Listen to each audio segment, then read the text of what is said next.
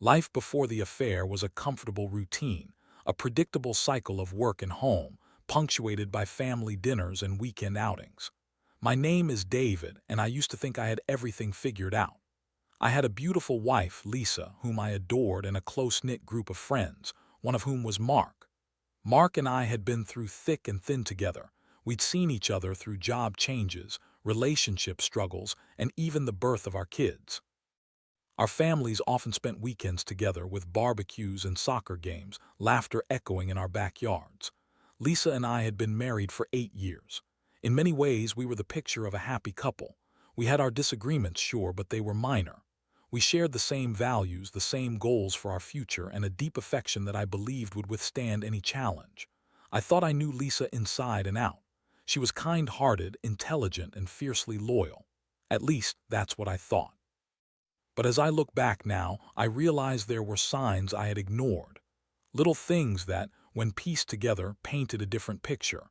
Lisa had become more distant. She would often be busy, with work late into the evening, her phone glued to her side, and I noticed an unusual amount of time spent on social media. I chalked it up to the pressures of her job and the demands of our two young children. I didn't want to believe that my perfect life was anything but. Mark, on the other hand, seemed to be going through a rough patch in his own marriage. His wife, Sarah, had been acting cold towards him, and he often confided in me about their struggles. I tried to help him, offering advice and support, but I never imagined that our shared burdens would lead us down a path of betrayal. One day, while I was flipping through my phone, I stumbled upon a photo that would shatter my world. It was a seemingly innocuous picture of a night out, but the caption was unmistakable. Mark had tagged Lisa in a post from a bar downtown, a place I knew she had claimed she was working late. I felt a knot tighten in my stomach. I opened the photo, my heart racing. There they were, laughing together, a little too close for comfort. I brushed it off at first. Maybe they were just friends, but the nagging feeling wouldn't leave me. I couldn't shake the feeling that something was wrong. I began to dig deeper, looking through her texts and social media messages when she wasn't around. It was a violation of trust, but I felt I had no choice. What I found only confirmed my worst fears. As I sat there, staring at my phone, a mix of anger, disbelief, and confusion flooded over me.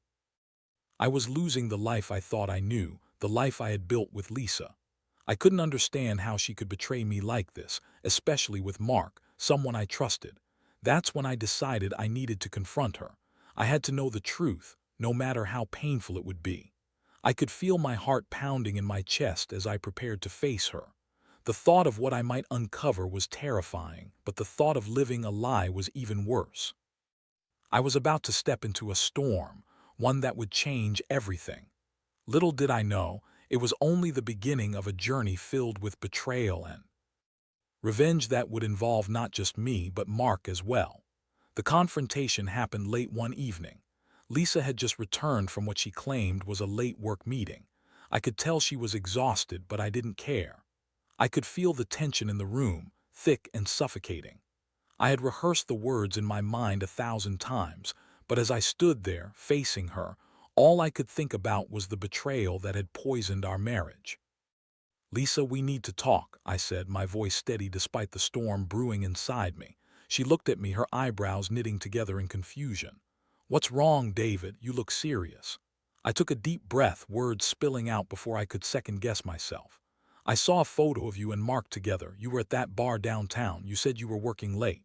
Her face paled, and for a fleeting moment I saw panic flash in her eyes. "David, I can explain." "Explain? Explain what?" "That you're lying to me. That you've been having an affair with my best friend's husband." The words felt like daggers, each one piercing deeper than the last.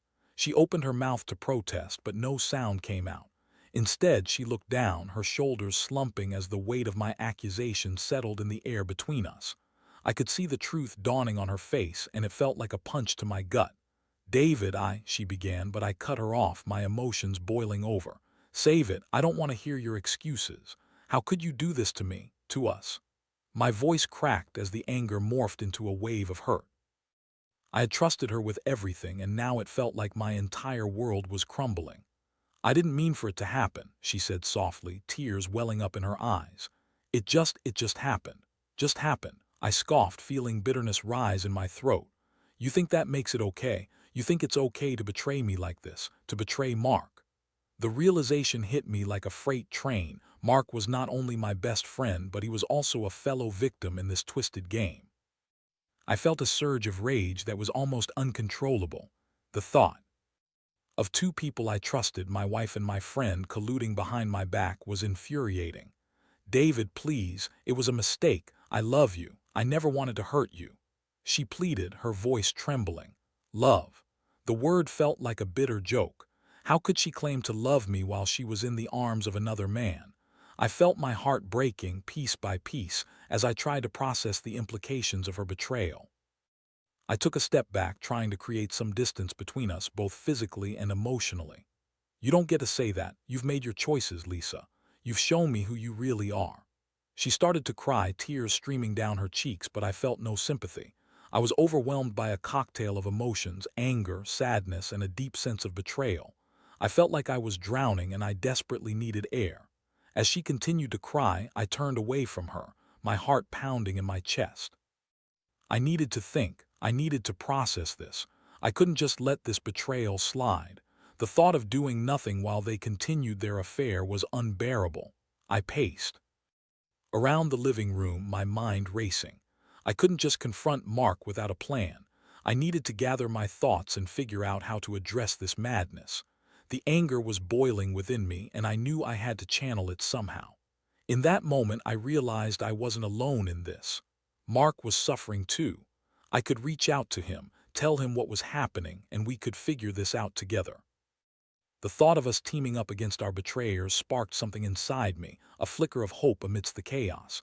But revenge would need to be carefully planned. I couldn't just react impulsively.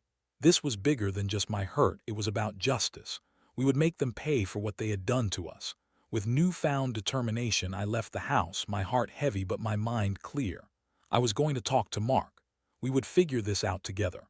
I drove to Mark's house with a mix of dread and purpose. The streets were quiet, but my mind was racing. I couldn't shake the images of Lisa and Mark together, laughing and sharing secrets that should have been mine. I felt a surge of anger each time I thought about it. Mark was my friend and I had trusted him. Now that trust felt like a cruel joke. As I pulled into his driveway, I took a moment to collect myself. I had to approach this carefully. Mark had been through a lot with Sarah, their marriage was already strained, and I didn't want to add to his pain. But at the same time, I couldn't keep this a secret. He deserved to know the truth. I knocked on the door, my heart thudding in my chest. Mark answered, looking a bit disheveled but still welcoming. David, what's up, you okay? His friendly demeanor made my stomach twist. How could he act so normal after everything? Can we talk? I asked, trying to keep my voice steady. I stepped inside, the familiar scent of his house mingling with the tension in the air. Sure, man, what's going on? He led me to the living room where we both sank into the couch. I could see the concern etched on his face, and I felt a pang of guilt for what I was about to do. Mark, I need to tell you something, I started, my throat dry. It's about Lisa. His expression shifted, a flicker of confusion crossing his features. What about her? I took a deep breath, the words almost choking me. She's been having an affair with you.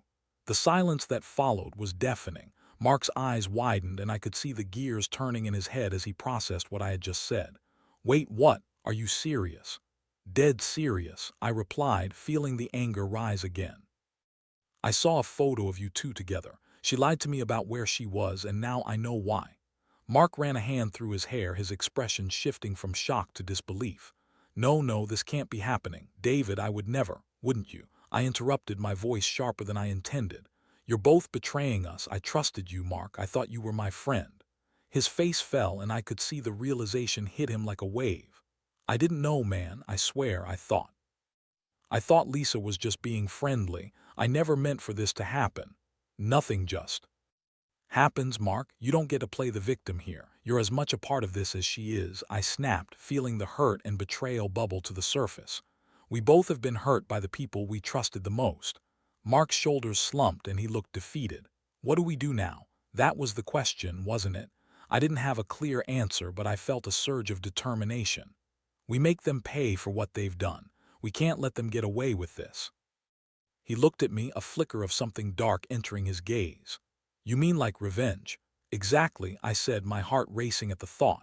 We can plan something together. They think they can betray us without consequences. We're going to show them how wrong they are. Mark nodded slowly, the weight of our shared pain seeming to bond us in that moment. Okay, I'm in. But what do we do? We spent the next few hours brainstorming ideas, fueled by our anger and hurt. I had never thought I would be sitting in my friend's living room, plotting revenge against our wives, but there we were. It felt surreal, yet oddly liberating. We were no longer just victims. We were taking control of our lives again. We discussed possible ways to expose their affair, to humiliate them publicly, and to make them feel the pain we had endured. Each idea was more outrageous than the last, but the thrill of plotting against them was intoxicating. It felt like we were reclaiming our power, and for the first time since discovering the affair, I felt a sense of purpose. As the night wore on, we solidified our plan. We would gather evidence of their betrayal, confront them together, and then unleash a series of calculated moves that would leave both Lisa and Mark's wife, Sarah, reeling. I felt a rush of adrenaline as I imagined their reactions: shock, guilt, and perhaps a hint of regret. By the time we wrapped up, I felt a strange sense of camaraderie with Mark. We were both broken men, but we were united in our quest for revenge. I could see the fire in his eyes, a reflection of my own fury, and I knew we were in this together. As I left his house that night, I felt a weight lift off my shoulders. I was no longer alone in my pain. I had a partner in this twisted game, and together we would make sure Lisa and Mark paid for their betrayal. The next few days were a whirlwind of plotting and scheming. Mark and I communicated constantly, exchanging ideas and strategies through text messages late into the night. Each ping of my phone brought a mix of excitement and apprehension. It felt like we were in a secret club, bonded by our shared betrayal and fueled by a desire for revenge. We decided to start with gathering evidence. I suggested that we document everything: the texts, the photos, anything that could serve as proof of their infidelity. Mark agreed, and we both went on the offensive. I began by going through Lisa's phone when she was in the shower or distracted by the kids. Each time I unlocked it, I felt a mix of guilt and exhilaration. I was invading her privacy, but I justified it as a necessary step in our plan. One evening, I hit the jackpot. Lisa had left her phone on the kitchen counter, and I quickly seized the opportunity. I found a series of messages between her and Mark that left no doubt about the affair. They were intimate, filled with inside jokes and plans to meet up. My heart raced as I read through them, anger boiling inside me. I saved screenshots of every conversation, knowing they would serve as crucial evidence in our upcoming confrontation. Meanwhile, Mark was gathering his own intel. He had decided to follow Sarah one evening when she claimed she was going out with friends. He reported back with a mix of triumph and frustration. "I saw her at that cafe downtown, and guess who she was with?" he said, his voice laced with disbelief. "Who?" I asked, my curiosity piqued. "Lisa," he exclaimed. They were having coffee together, laughing and looking way too cozy. I wanted to confront them right then and there, but I held back. We need to save the best for our final act. "Good call," I replied. "We'll need to use that information strategically. We want them to feel the weight of their actions when we reveal the truth." As the days went by, we meticulously crafted our plan. We decided that the best way to execute our revenge would be to confront both women at a gathering we would orchestrate. We would invite them to a dinner party under the pretense of reconciliation, a chance to mend fences. Little would they know it would be the stage for our revenge. Mark and I spent hours discussing the details. We picked a date and decided to host the dinner at my house. I would cook, and Mark would bring the wine. It would be a seemingly normal evening, and at the right moment we would drop the bombshell on them. "We'll make them squirm," Mark said, a wicked grin spreading across his face. "I want to see the look on Sarah's face when she realizes I know everything. And Lisa, well, she's going to regret ever crossing me." I felt a rush of adrenaline at the thought. It was a heady feeling, plotting against the two women who had shattered our trust. But beneath the excitement, there were moments of doubt. Was this really the right thing to do? Would this revenge bring me closure, or would it just lead to more pain? I pushed those thoughts aside. This was about morality anymore. It was about justice. I needed to show Lisa that her actions had consequences, and if Mark felt the same about Sarah, we were both in this for the same reasons. As the dinner date approached, I could feel a mix of anticipation and anxiety. I practiced what I would say, rehearsing my lines in front of the mirror. I didn't want to come off as too emotional or vindictive. I needed to be calm and collected, showing them the betrayal they had inflicted on us while keeping the upper hand. The night before the dinner, Mark and I met for a final planning session. We went over the timeline and the key points we wanted to address. Remember, we want to catch them off guard, I reminded him. We need to make sure they don't see this coming. Absolutely. We'll play it cool until the moment is right, he replied, his eyes gleaming with excitement. It's going to be epic. As we wrapped up our meeting, I felt a strange sense of camaraderie. We were two men who had been wronged, and together, we had created a plan that would change everything. I couldn't deny that the thrill of revenge was intoxicating, and I found myself looking forward to the confrontation in a way I hadn't anticipated. That night, I lay in bed, my mind racing. I thought about Lisa, about the life we had built together. Could it really end like this? But then I remembered the betrayal, the hurt, and the anger that had fueled my quest for revenge. I had to go through with it. I had to make them feel the pain they had caused us. Tomorrow would change everything. Tomorrow, we would confront the women who had shattered our lives and reclaim the power they had taken from us. The day of the dinner arrived, and I felt a mix of excitement and nerves coursing through me. I spent the afternoon preparing, trying to keep my mind focused on the task at hand. I made a delicious meal, pasta with homemade sauce, garlic bread, and a fresh salad. It was a meal I had cooked for Lisa countless times, but this time it felt different. This time, I was cooking with a purpose. Mark arrived shortly before the women were due to come over, bringing a couple of bottles of wine. We exchanged a knowing glance, both of us aware of the weight of the evening ahead. "You ready for this?" he asked, pouring us both a glass of wine. "As ready as I'll ever be," I replied, taking a sip to steady my nerves. I could feel the tension in the air, a palpable energy that buzzed between us. When Lisa and Sarah arrived, they seemed oblivious to the storm brewing beneath the surface. They greeted us with smiles and hugs, chatting about their day as if nothing was amiss. I forced a smile in return, but inside I was a whirlwind of emotions, anger, betrayal, and a strange sense of anticipation. We sat down for dinner and I tried to keep the atmosphere light. We joked about old memories and shared stories, but I could feel the tension building with every passing minute. Mark and I exchanged glances, silently communicating our readiness to execute our plan.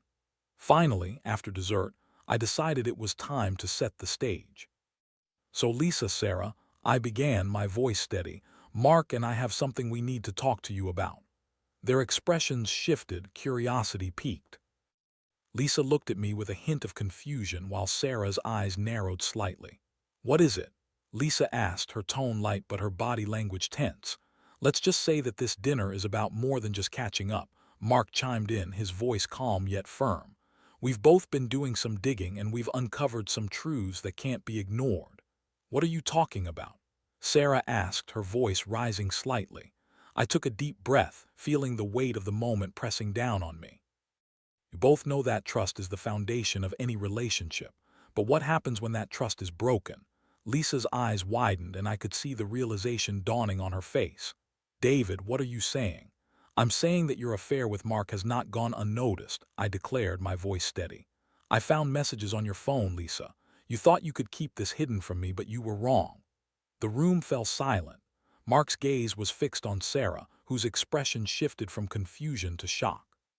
"You can't be serious," she said, her voice trembling. "This isn't happening." "Oh, but it is," Mark responded, his tone unwavering. "We both know what you've done. You think you can betray us and walk away with no consequences." Lisa looked desperate, her eyes darting between us. "David, please, I can explain." "Explain what?" I interrupted, my anger bubbling to the surface. "How you've been lying to me, How you've been sleeping with my best friend. You think I want to hear your excuses?" Mark added. "This isn't just about you, Lisa. It's about the two of you thinking you could betray us without a second thought. You've hurt us both deeply." Sarah's face turned pale as the realization settled in. "You're both lying, this can't be true," she insisted, but her voice lacked conviction. "Look at the evidence," I said, pulling out my phone and scrolling to the screenshots I had saved. I handed it to Lisa, who hesitated before taking it. As she read the messages, her face drained of color and I could see the guilt wash over her. Mark turned to Sarah. "You need to see this too. You have a right to know what your husband has been doing behind your back." He handed his phone to her and she stared at the screen, her expression shifting from disbelief to fury. "This is insane. You're both lying," she shouted, but the tremor in her voice betrayed her. "We're not lying," I said, trying to keep my voice calm despite the whirlwind of emotions inside me. "You both need to face the truth. You've betrayed us, and now it's time to deal with the consequences." The tension in the room was palpable as they processed what was happening. Lisa's eyes filled with tears, and I felt a mix of satisfaction and guilt. I had wanted this moment, but seeing her so broken was harder than I had anticipated. "David, I'm sorry," she said, her voice barely above a whisper. "I didn't mean to hurt you. I thought I was unhappy." "Stop," I shouted, cutting her off. "You don't get to justify your actions. You chose to betray me. You chose to hurt me." Mark added, "And you chose to hurt me too, Sarah. We trusted you both. You were supposed to be our partners, our allies in life." As they sat there, stunned and ashamed, I felt a wave of relief wash over me. The truth was out and they could no longer hide behind their lies. I had taken back my power and I was no longer a victim. "I hope you both understand the gravity of what you've done," I said, my voice steady. "This isn't just about us anymore. It's about the trust you've shattered and the lives you've affected." The silence that followed was deafening. I could see the realization sinking in, and for the first time, I felt a sense of closure beginning to form. This confrontation was just the beginning, but it was a necessary step in reclaiming my life. As Lisa and Sarah sat there, grappling with the consequences of their actions, I knew that our revenge was not just about inflicting pain. It was about holding them accountable for the hurt they had caused. Together, Mark and I had taken a stand, and now it was time to see how they would respond. The aftermath of that explosive dinner left me reeling. Lisa and Sarah's faces, etched with shock and shame, were imprinted in my mind. I had anticipated their reactions: anger, denial, perhaps even some form of contrition, but seeing them so utterly shattered was something I hadn't fully prepared for. It was a bitter victory, one that tasted both sweet and sour. In the days that followed, the fallout was swift. Lisa moved out of our home almost immediately after our confrontation, her departure marked by a heavy silence. Watching her pack her belongings felt surreal. I was losing the life we had built together, but I couldn't shake the feeling that it was for the best. The trust had been irrevocably broken, and I couldn't see a path back to what we once had. Mark and I stayed in touch, united in our shared pain and betrayal. We met frequently, sometimes over drinks, sometimes just to vent our frustrations. He had confronted Sarah later that night, and while she had initially lashed out, she eventually broke down, begging for forgiveness. Mark's decision to leave her was swift and decisive. He realized that he couldn't rebuild a relationship founded on such betrayal. It was a painful but necessary choice. As for me, I found myself grappling with conflicting emotions. The anger that had fueled my desire for revenge began to dissipate, replaced by a profound sense of loss. I had wanted to see Lisa suffer for her betrayal, but now, seeing her in pain only amplified my own. I had wanted justice, but what I received felt more like emptiness.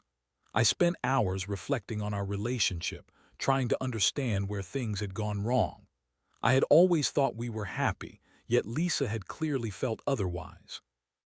I wondered if there were signs I had missed, moments where I could have reached out to her, asked the right questions, and perhaps changed the course of our lives. But hindsight is a cruel teacher, and the reality was that I had been blindsided. As the weeks turned into months, I found myself slowly healing. I started to rediscover parts of myself that had been overshadowed by my marriage. I reconnected with old friends, pursued hobbies I had neglected, and even began going to therapy. It was a tough journey, but I was determined to reclaim my happiness. Mark and I often talked about how our experiences had changed us. We were both grappling with the consequences of our actions, but there was a sense of camaraderie in our shared struggle. We had been through the fire together, and while it hadn't been easy, it had forged a bond between us that transcended our past betrayals. Eventually, I moved on from the pain of my marriage. I started dating again, cautiously at first, but with time I learned to trust again. It was a slow process, but I discovered that not every woman was like Lisa. There were kind, genuine people out there who were capable of love and loyalty. Each new relationship taught me more about what I wanted and needed, and I found myself growing in ways I hadn't anticipated. Looking back, I realized that revenge had not brought me the closure I thought it would. It had been a necessary step in reclaiming my power and confronting the betrayal, but it hadn't filled the void left by Lisa's departure. Instead, it was the act of moving forward, of healing and rediscovering myself, that truly allowed me to find peace. Mark and I remained friends, and while the scars of our past would always be a part of us, we found solace in our shared experiences. We learned to appreciate the lessons learned, the strength gained from adversity, and the importance of trust in our future relationships. In the end, I came to understand that revenge, while satisfying in the moment, was not the answer to healing. It was the journey of moving on, of finding happiness within myself, that truly mattered. Life was too short to be consumed by bitterness and anger. I had been wronged, yes, but I also had the power to redefine my future. As I sat back and reflected on everything that had transpired, I felt a sense of gratitude for the lessons learned. I had faced the darkness and emerged stronger. The betrayal had changed me, but it had also shown me my resilience. I was ready to embrace whatever came next, with an open heart and a newfound sense of self. And so, I closed this chapter of my life, looking toward the future with hope. The end was not just an ending, it was a beginning.